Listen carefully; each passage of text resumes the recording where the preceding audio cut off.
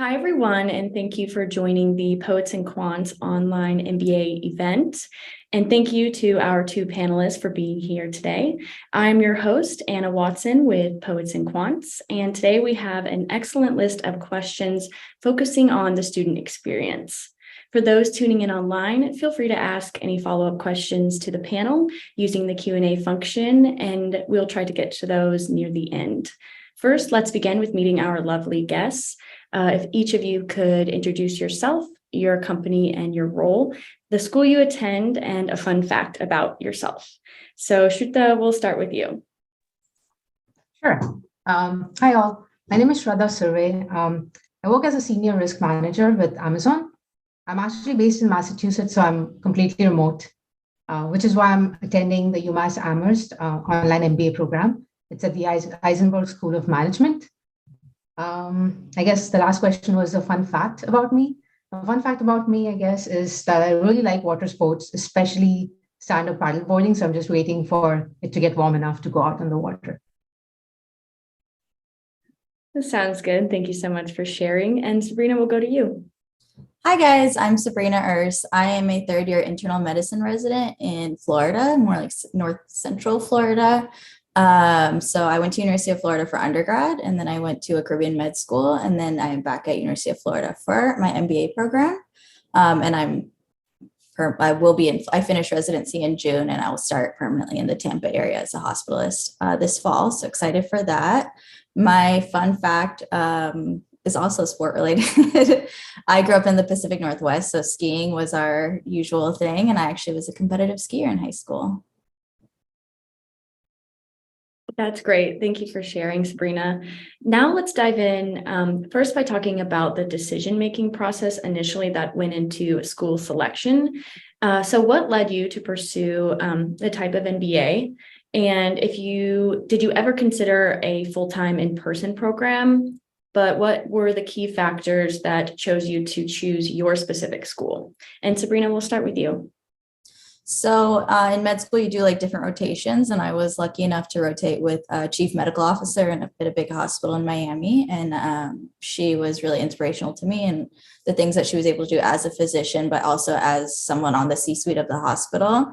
And so I kind of followed in her footsteps with doing an MBA. So that was the reason I wanted to pursue that, to one day be in that sort of a position. And then in terms of finding UF, like I said, I went there for undergrad, so it was definitely on the top of my list. My dad went to the University of Miami for his MBA, so that was something I looked into as well. And then other like big programs in the Southeast, because I intend to stay in Florida permanently. So I wanted to have a school that was like recognized for where I want to be. And UF is definitely in Florida. It's very well recognized. So that was something that definitely swayed my decision. I also didn't want a focused MBA. Like people usually think I did something medicine focused, like with the hospital administration aspect, but I actually didn't want to do that because I do want to be able to open like any doors with this MBA. And so I just wanted a broad general MBA. So that was one of the reasons I picked UF, and just the structure with it being online. You're always in two classes at once. And that seemed like something I could manage in my spare few minutes here and there. And just the actual, like, it was a 20-month program. The timeline really fit into what I was trying to accomplish. And then I felt like, okay, it was a very strict timeline because I saw at some programs you can kind of build your own, but I wanted something that was like structured and set. And then the 2 classes at a time, I thought that was approachable and not too intimidating. So that was a big factor. And then also just like the finances, like this was something I was going to have to pay for myself. And I was just comparing different prices of MBA programs and comparable MBA programs. And the price of the UF MBA program was definitely much more palatable. Because it can get very expensive. And so it was very cost effective as well. And it's just it's a highly rated program. And in terms of online, my schedule varies week to week. I could be working night shift one night, working days at others. So that was really my only option, was online. Yeah, Sabrina, and you bring up an excellent point about affordability, which actually we don't have a question on today. So I might just ask for a bit of follow-up. For our viewers, what were some of like the initial steps that you took to try to measure out the price of the programs? Okay. Yeah. What I think it's what USA Today that like has the, just like the broad rankings of MBA, just college programs in general. So because I knew I was looking at online, I looked at like the online MBA rankings and I just compared the top 5, 10. I don't remember. It was like 2 years ago now, but, and so a lot of them, I think like UT Austin is another big school, or like UNC Chapel Hill was another big school. And it was almost not quite twice the price, but pretty close to being twice the price. So that was also another driving factor for me. Thank you for that. And Shruta, what about your initial decision-making procedure? Sure. So since we're talking about, the price points, that was definitely a factor. It came later on though. So I think I started off with thinking about full-time versus part-time. And I was considering full-time at a point, but I kind of, I'm taking an economics course right now. So I'll talk about opportunity cost. I was like, the opportunity cost of taking a full-time MBA and leaving a job at Amazon is big. And do I really want to do that? My career is going well. I do want to keep working. And the advantage of a part-time program, I think, is also that you can apply things to your work as you're learning it. I think that application is very valuable. And that's one thing that I'm realizing right now as well. So I think when I started looking, I wanted something that was local and had some in-person component to it, even though it was an online program. So I saw a bunch of programs in Massachusetts, and I restricted my search to Massachusetts for that reason. And based on like the school reputation, UMass Amherst has excellent reputation. It's one of the top ranked programs in the country for online MBAs. And the price point was great. So that was one of the big factors which kind of lead me towards this program. The second was I looked at the faculty, because you're learning online and you are going to need faculty regardless, because you reach out to them in discussion forums or whatever. So I looked at the faculty, and UMass Amherst has faculty who has been in their full-time program for like 20 years or so. And the same faculty also teaches the online program. So that to me was a big benefit. And I think the flexibility as well, as Sabrina mentioned, I needed that because my work is pretty intense. So I need that flexibility to study at my own pace. And the classes at UMass Amherst are all asynchronous. So you don't have to be online at a specific time. You can come online, do the classes when you want to. There are also office hours that you can attend, which are usually they're recorded. So you can go back and listen to those office hours. So I think all these factors, like just the way the curriculum was structured and the flexibility that it provided kind of made me want to go with it, and the price point for sure.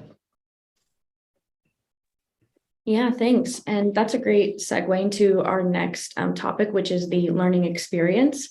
So, and some of you, and you guys have somehow kind of touched on this a little bit, but if you could talk a little bit about what your classes are like in terms of your day-to-day experiences, or how many you take in a given semester.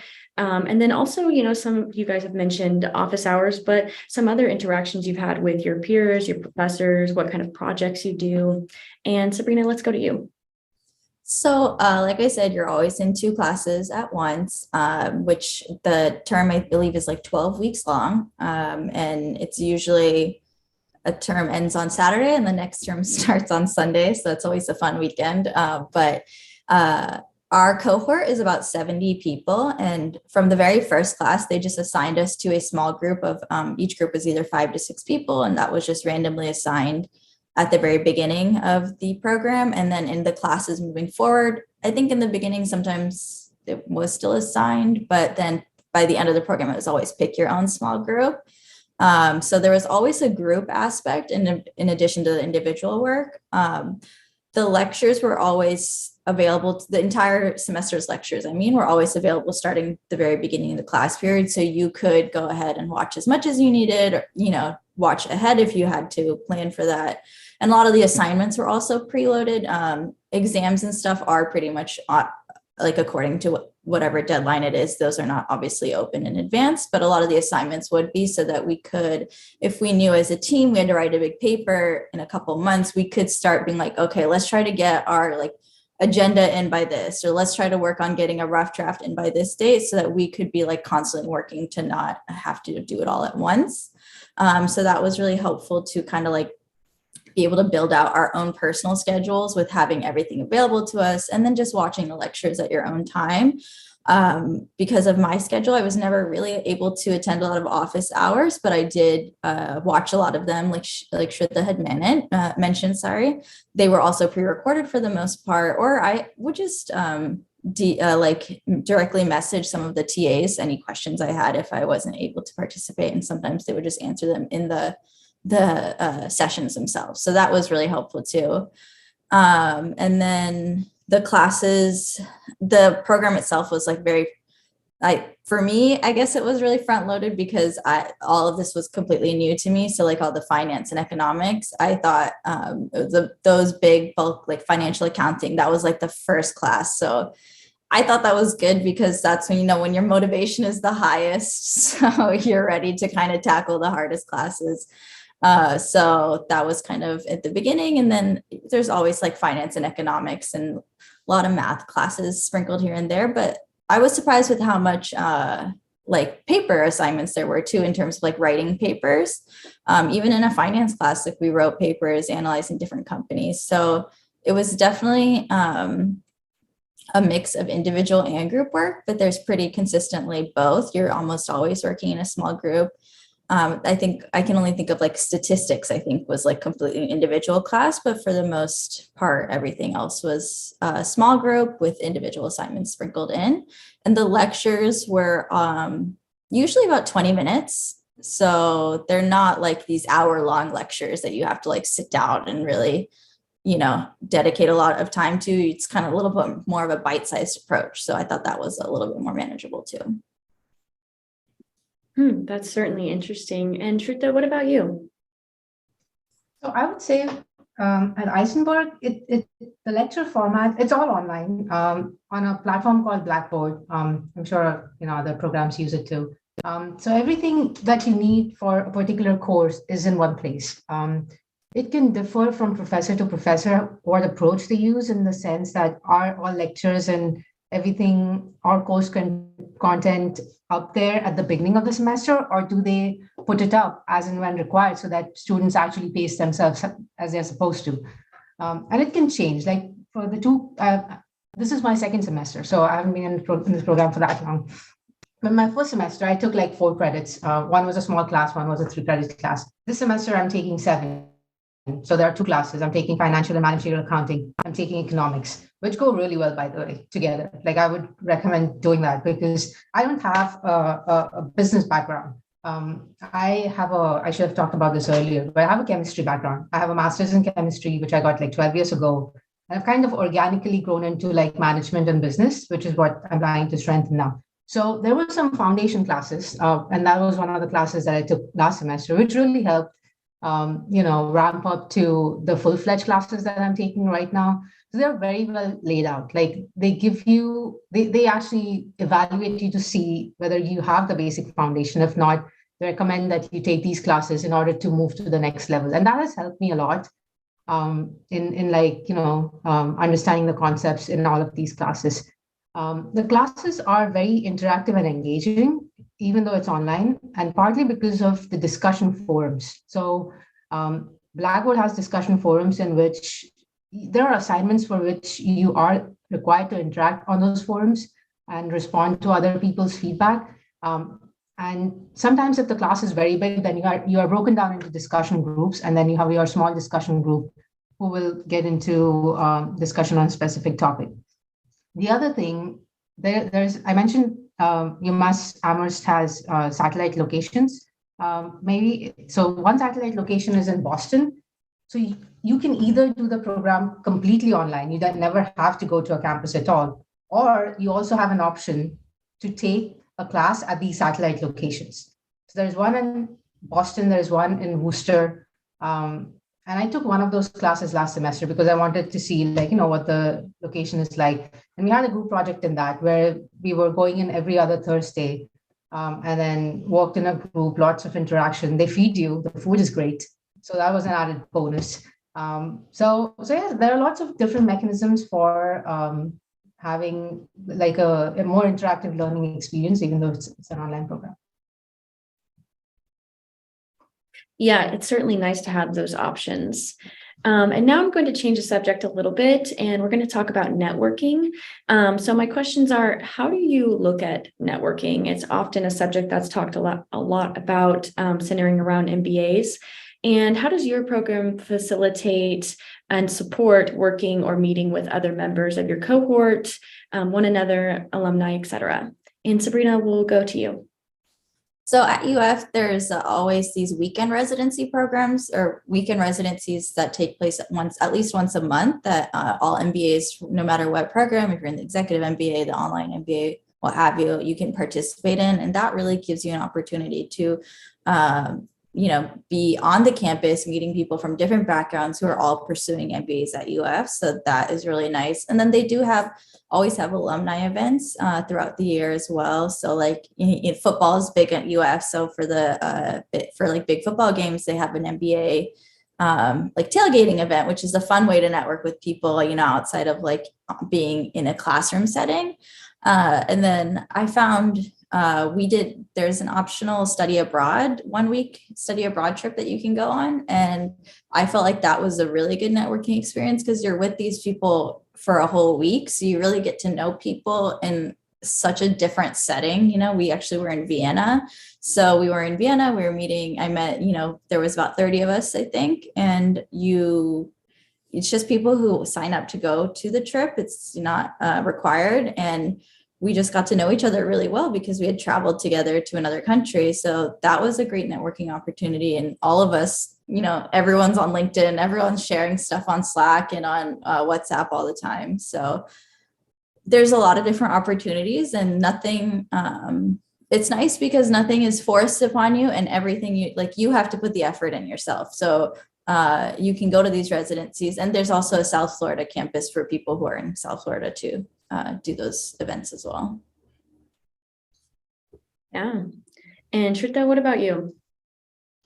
I would say there are a few different ways to network, and I'm kind of big into networking right now because I'm trying to figure out what do I want to do? I want to pivot after I finish my MBA. So I'm exploring a bunch of options as much as I can find, and networking helps a lot. So I think one is the discussion boards that I mentioned. So pretty much at the beginning of every class, the professor asks everyone to introduce themselves, what they do. So you have like a bunch of students online telling that, hey, this is where I work, this is my background. Sometimes you have common backgrounds and they are doing something different now. And you're like, oh, hey, you can just reach out and be like, I'm interested in what you're doing. So I've connected with a few like that. I'm also on the graduate advisory board for the Isenberg School of Management.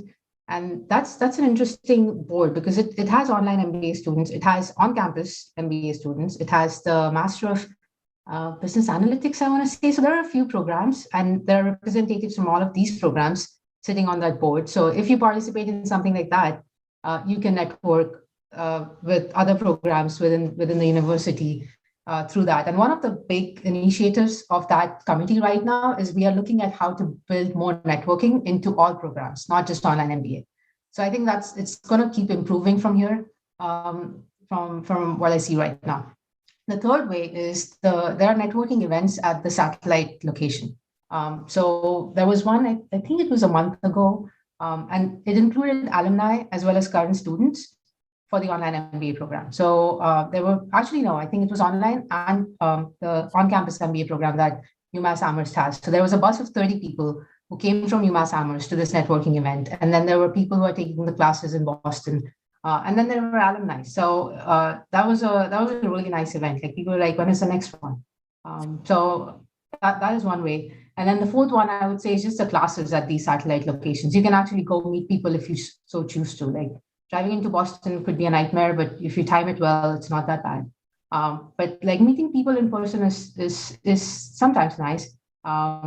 Even though it does like doing something online you can figure it out. You can do it at 10 p.m. at night. But when you're meeting in person, you have to allot that time. But if you choose to do that, then you have that option for networking as well. Yeah, and when the food is so great, like you say, it's another great opportunity to have a good especially meal. the tacos. The next topic is a subject I think much of our audience has a keen interest in. I want to talk a little bit about balancing work, school, and your personal life. How do you manage? What advice would you give to someone when they feel like the workload is all-consuming or overwhelming? Sabrina, we'll start with you. So my schedule is definitely a little different than most people. Typically in residency, work 6 days on with 1 day off. And so for me, I found that on that 1 day off, I really just want to be off and not do anything. I don't want to go to the grocery store. I don't want to do laundry. And I certainly did not want to watch lectures. I am just off. So my approach was always a little bit during the other 6 days. So I'd set aside, and that could be in any time of day. If I have a couple minutes at lunch to watch a lecture, I was watching a lecture. If I was breaking it down into like small bite-sized chunks. I'd be like, okay, today you're just going to do question 1 and 2 of this homework assignment and watch this lecture. And I would make a list at the beginning of the term when they give us our syllabus with, these are the assignments, and just make a calendar. And because I'm a very visual person, so I could see like, okay, this needs to be done on this date, this needs to be done on this date. And then I would have a weekly to-do list. And for my, just breaking it down by myself, like, okay, on Monday, I'm going to read this chapter. Tuesday, I'm going to watch these 2 lectures. And that was how I was able to kind of stay on top of it, because it's obviously easy to get behind and it's really hard to stay on top of it. But if you stay on top of it, it's so much more manageable. So that's kind of how I approached it was, I had my to-do list, like a weekly to-do list. And of course there's flaws in that as well.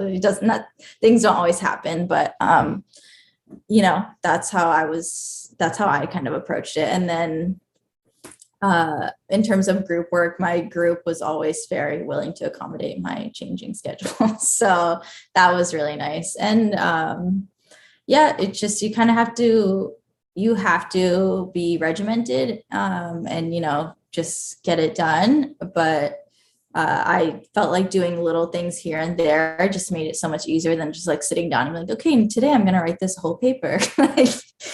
That's pretty hard to do, but just like, okay, today I'm going to just like write the intro. Today I'm going to do the research. Today, that kind of stuff just made it like much more manageable. Yeah, Sabrina, I'm curious, do you do virtual lists or do you like actually writing it down on paper? And paper. They actually gave us these little MBA notepads at the beginning, and that is where I'd write down like, okay, this is what needs to happen on Monday. This is what needs to happen on Tuesday. And that just worked for me throughout the last 20 months, I guess. Yeah. Shrita, what about you? I love my to-do list as well. So I usually, the way I do it is either like Friday evening, but mostly, if I'm not kidding myself, it's Monday morning when I'm like, okay, what do I have to do for the week? So I write stuff down like on a high level, like these are the things I want to accomplish in the week. And then I do that for every day as well. So have like more bite-sized pieces every day where I can get those done to then add up to the whole. But I mean, I wouldn't lie. It is challenging to balance a full-time job with a part-time MBA, and then you have your personal life. So I think it's important to be intentional to carve out time for all of these, and not to forget self-care, because it's easy to get burnt out. So I make sure I have those times carved out, and the format for this MBA really works well because it's an asynchronous schedule. So I can plan it out. Most of the times, the professors will even you have this particular module is scheduled for this week, but they'll release it a week ahead in case you are busy this week and you want to like get ahead on some of your work. Sometimes I'll do that. I'm planning to go camping this next weekend, so I'm trying to just like finish stuff up so that I don't have to do anything on the weekend. So that helps. But even before like going into all of this, so UMass Amherst assigns an academic advisor to every student whom you can approach to like figure out what a particular course would be like. So I usually do that before every semester, where I reach out to her and I'm like, okay, these are 2 courses I'm planning to take. What's the time commitment like for this course, or well do these 2 courses go together? I prefer to take a quantitative and a non-quantitative course so that there's a mixture and it doesn't become too much number or too much theory. And she's been really helpful in figuring that out. I've enjoyed the combinations that I've taken, and I just plan on doing that moving forward as well. The other thing that helps is UMass Amherst has like semester systems. So there's winter, spring, summer, fall. And if you want to skip winter and summer, you can skip them. But if you want to say graduate in 2 years, you don't have to take 2 courses in fall. You can take one summer and one fall. So that kind of helps balance out the workload throughout the year. So yeah, these are some of the things I've been using so far. Yeah, very interesting. Now kind of pivoting again, what would you say, Sabrina, is a highlight of your experience? I'm sure Vienna is at the top, but this could be really anything, or something that you remember as having a great impact on you, whether it's personally or career-wise. The people, for sure. The people I met in the program, we spend so much time on the group work. So my group, the one that we were assigned at the beginning, we've kind of just stuck together because we work really well together.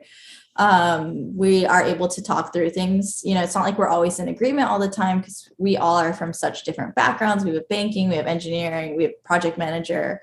I'm in residency. So we have very different approaches, the way we think about things, but we also are really respectful of each other. And we were able to talk through our different opinions and always reach like a very agreeable middle ground. So we stuck together throughout. This is actually our last term where we have graduation this weekend. So we stuck together through the 8 terms voluntarily. And then just the trip to Vienna, you mentioned, it was amazing. It was so fun. It was really cool. I didn't really know exactly what to expect, One thing that I really liked was our professor had us do all the assignments before we went. So we had to do a project about Vienna's, our group was assigned like agriculture and forestry industry. So we were gone for a week in March, but we presented that the Monday before we left. So when we went to the trip, we were really able to actually enjoy the trip and not be writing this paper and making this slide deck while we were there. And then during the day, it was a structure of we went to 2 different industries every day. So we went to the Austrian National Bank one day, went to the Public Health Institute. We went to this company that's like their version of Craigslist over there to see their marketing and business development plans. So we saw a wide range of industries in Vienna. So we really left understanding how their what it's like how their businesses work over there. And in the evenings, we just had fun together. We went to restaurants, we went and explored places and tried great food and had fun. So that was an awesome experience. And I have friends so there's different opportunities with these study abroad programs. So every semester, there's 2 different locations. The other location this past term was Oman. And then there's also a Washington campus, like Washington, D.C. You can do a week in Washington, D.C., which I have friends who did that route and they thoroughly enjoyed it. And then you can also just go to Gainesville in person and do it. So there's a lot of different opportunities. These are called experiential learning opportunities. There's a lot of different ways to build it into your schedule. You can do it at any point during the MBA program. Just for me, that was the 1 week that worked for my personal schedule so that I knew I was going to do something that week. And so that was a wonderful experience. And I had never studied abroad before, so I was really keen on doing it now. And I'm so glad I did. It was so much fun. And to have the homework done before the trip, it was fun. And one of the assignments, so one day we played consultants for this startup over there. So that was really fun too, because it was so different than what I do at work. But there was this company that is using, they're trying to use continuous neurocognitive monitoring to detect early onset Alzheimer's or dementia, different types of dementia and stuff like that with continuous eye tracking. And they're a startup. So they had all these questions posed to us about different ways to approach their business and their business plans in the future. And so we spent like a whole afternoon with them, and with our small groups, once again, we kind of broke off and came up with plans and ideas, and we presented to them and they asked us questions, and it was just a really fun experience, and just got to play the role of a consultant for a day. Wow, sounds very good. Highlight an experience highlight. How about you, Shruta? That was very cool, by the way. I love that story, Sabrina. For me, I think it's a little bit different in the sense that these are highlights that are kind of peppered throughout my work life right now. And, one of the things that I mentioned, I decided to do part-time was because I wanted to apply the concept as I learned to my work. And I see that happening a lot recently. Like just last week, we were having this. As I said, I'm a risk manager at Amazon, and my background is like science. So I've always been into like science and compliance and regulatory, and you kind of tend to get into like, you get into the subject matter expertise, and then you're just like focused on that. And when you're at a company like Amazon, you work with a lot of different teams, including business. So this particular meeting was with business, and we were discussing the business impact. And there was finance teams involved as well. And they were using terms like, the terms that come in financial and managerial accounting or economics. And I don't think I would have understood that like even 8 months ago. But this time I did, and I was actually able to contribute and add value. And I think that to me is that the biggest highlight coming out of this program is that I can actually see that I'm improving, that I'm gaining skills that I can use at work right away. And this is just the second semester. So I'm really excited to like learn more and keep doing this. Yeah, and I think it's interesting to point out that you said you take one non-qualitative course alongside one qualitative course, and that probably really helps to kind of disperse up the criteria evenly, and then, it makes it more applicable, I think, at work. Yeah, for sure. Like sometimes I was reading economics yesterday, and it was talking, because it's all so related, right? So I was talking about like revenues and balance sheets, and I was like, what subject am I studying right now? So it's like so interconnected, and it's lovely when that happens. So yeah, I'm really enjoying it. It's good to hear. So this next question I'm going to ask, it's kind of about evolving beyond just the workplace skills. So a lot of people think that an online MBA is appropriate for people who are looking primarily for professional development and not personal growth. What were aspects of the program that helped you evolve beyond just professional or workplace skills? And Sabrina, we'll go to you. I was a big time procrastinator before this, but you really just can't do that. Well, being, like we said, we're working full time, we're doing this program. It's just not an option, honestly, anymore. And so I really feel like my time management skills have so vastly improved over the last 2 years.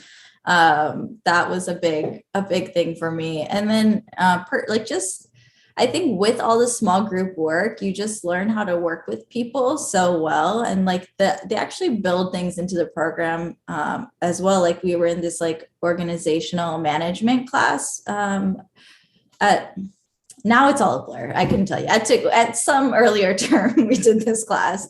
And one of the assignments, which we thought was so obscure, it was this simulation where you climb Mount Everest. And so each person was assigned a role, and like you're supposed to not share necessarily everything that you can see on your end because you're playing a certain position.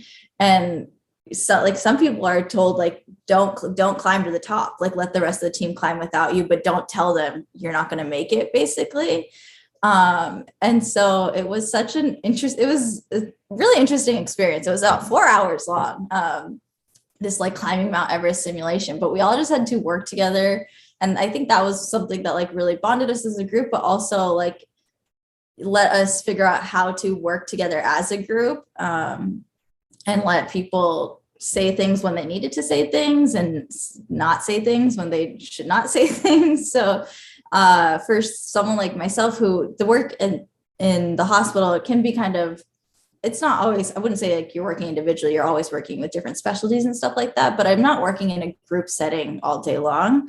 Whereas with this, that was something that we did do a lot of. And I think that just helps your like personal development, how to work with other people, So that was a really fun experience. So did your group make it to the top? We did make it to the top. We actually weren't even sure. We were like, did we do it right? Like what right as it ended. And then we got a text from our friend in another group who was doing it. And they're like, someone died in our group. And we're like, okay, well, nobody died. All 5 of our people made it out alive. So I think we were okay.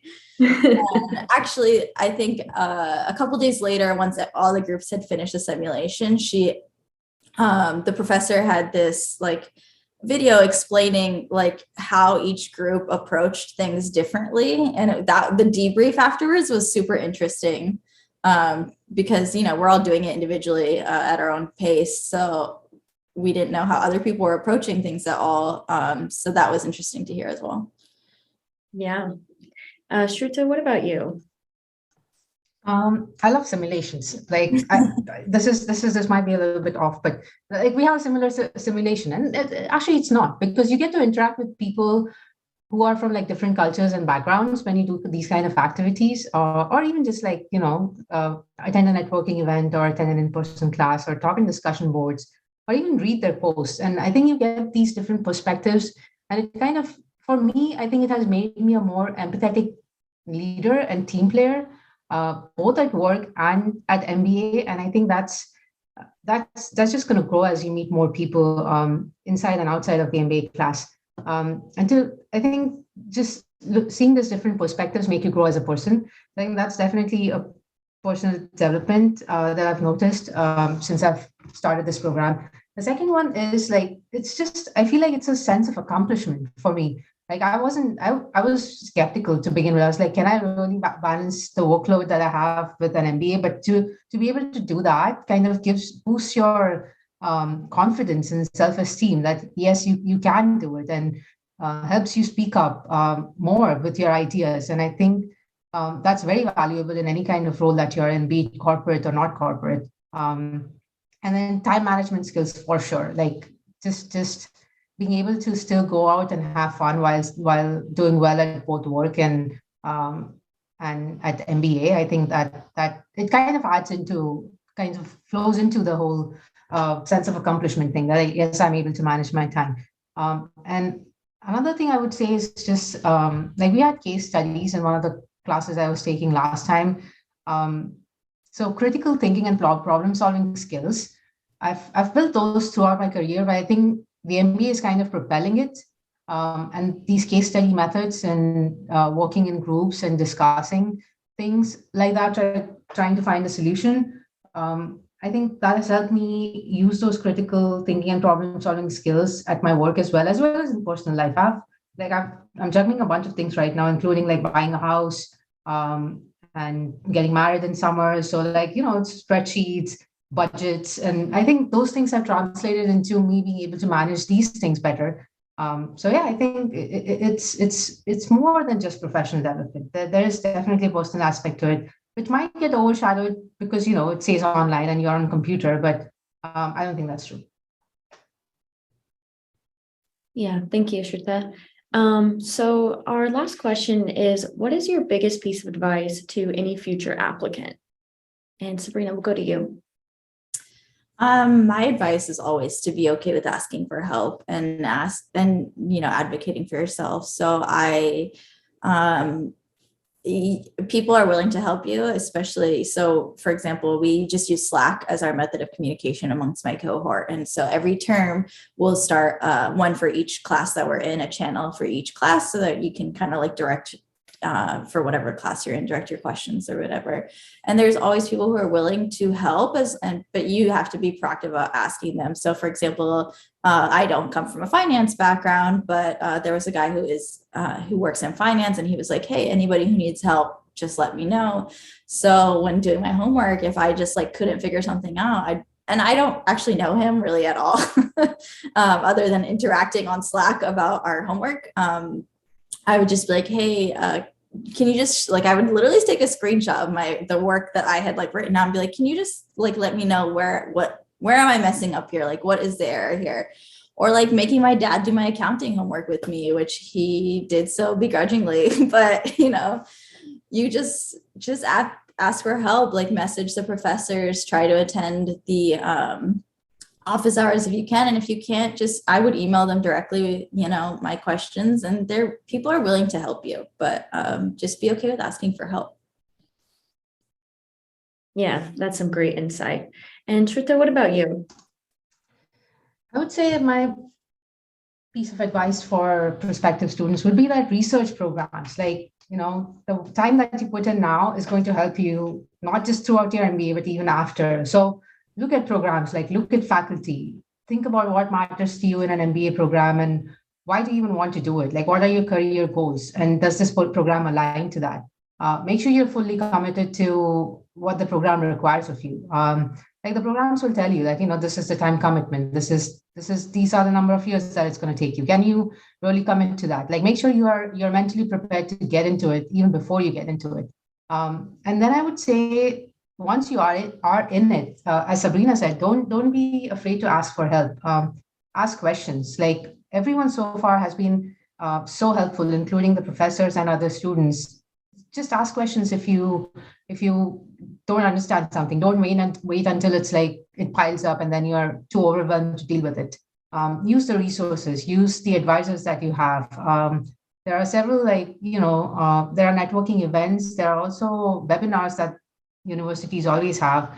Use all of that once you're in the program, and I think that will help you figure your way through the MBA. Yeah, and I think that's a great note to conclude on. I want to say a big thank you to our panel for sharing their perspectives. And I feel like it was a pretty diverse perspective in terms of backgrounds. And also huge congrats to some of the big life plans that each of you with graduation and marriage have coming up. And thank you to the viewers for their interest. I'd like to wish you guys the best of luck in the future. Thank you. Thank you so much. Thanks so much, Anna.